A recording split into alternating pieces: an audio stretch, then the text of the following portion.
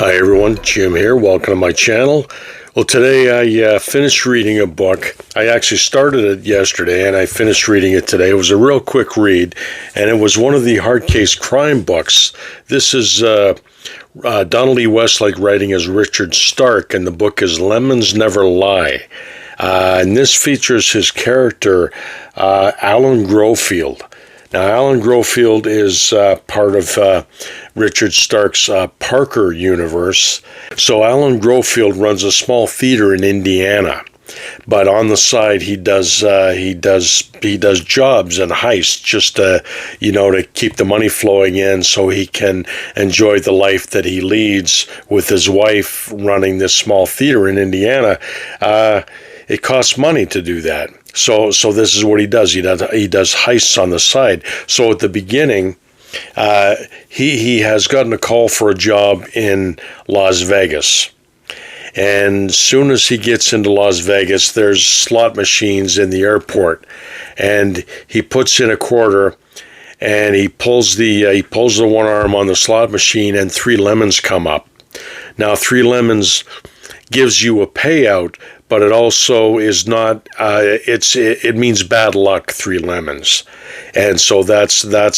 So you have the title "Lemons Never Lie." That's what that means. So anyway, one thing after the other happens in this book.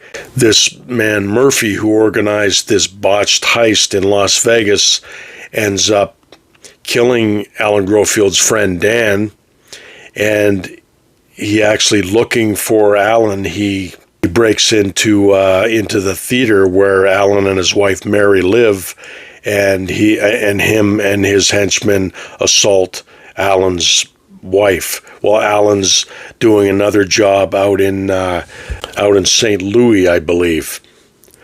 So Alan wants his revenge, and it just it goes from there. Like, I don't want to spoil anything, but it's a very quick. It's pared down to the bone. Richard Stark as Donald E. Westlake as Richard Stark, such a good writer. It just keeps you wanting to read. It's quick, it's brutal, pared down to the bone. It's good writing, suspenseful, kind of matter-of-factly suspenseful, and it's worth the read. And this is, as I said, part of the Hard Case Crime series, and he wrote a few for them, or they reprinted a few of his, so they're worth checking out and picking up if you can find them. That was a good read. I started it last night, finished it today. Very quick, very satisfying read. Now, the next book I want to talk about is Thundar, Man of Two Worlds. Now, this one is a little harder to peg than the last one. I really don't know what you would call this. It's not fantasy. It's not science fiction. It's not sword and sorcery. I guess you could call it heroic fantasy, but it's not Sword and Planet, even though it is very much inspired by Edgar Rice Burroughs' John Carter of Mars series. Would be the closest thing, maybe in between that and Lynn Carter's Thongor series, but this features a character. His name's Michael Storm. He basically finds a time pool deep in a Peruvian temple in the mountains, and he has no choice but to plunge into this portal that he doesn't know what's going to happen to him, but the guardians of this temple basically have him cornered, and he's grabbed an old ancient sword. He's trying to defend himself, but he knows that he can't, and his time is about up. These guardians are going to kill him. The only way he has out is to jump through this portal. It turns out to be a time portal, which projects him very far, far into the future, where everything has regressed. He awakes in this primordial jungle, and he doesn't really know whether he's still on Earth or not. He doesn't really know where he is, but he has to fend for himself. And it pretty much it goes on from there. Pretty normal kind of adventure, like a John Carter type adventure. It's really, really well written. Now, this is written by John Bloodstone, which is a pseudonym for Stuart J. Byrne, who wrote many other kind of pulp novels. And this one, he throws a lot of questions in, about the character. He leaves a cliffhanger at the end, but there was never any sequel to this. So it's a standalone novel that leaves many questions unanswered.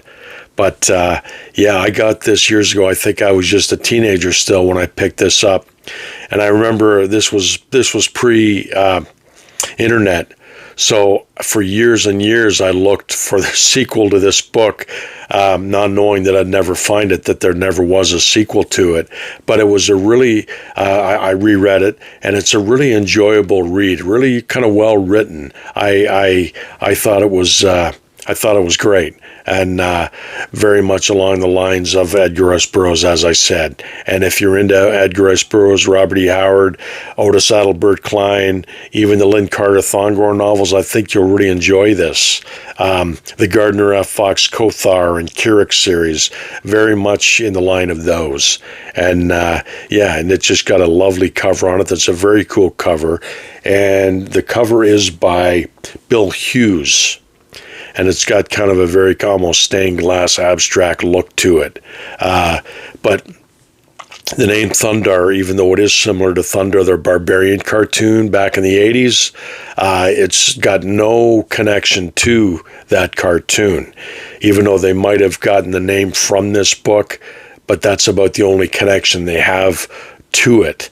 This is a standalone, and it's kind of a shame that there was never a sequel to it. But these paperbacks are a little hard to find now, but it has been reprinted apparently in a cheaper version just fairly recently. So you might be able to track it down that way if you're interested in reading it. But that's all I wanted to talk to you about. I wanted to show you these two books and share this one with you. I don't think I've ever seen this on BookTube before. It might be worth checking out. So that's it for now. I'm working on kind of a long-form video, which is going to take me a bit of time, but I wanted to get this real quick video out for you, and hopefully you enjoyed it. So I'll talk to you guys soon. You take care and keep reading.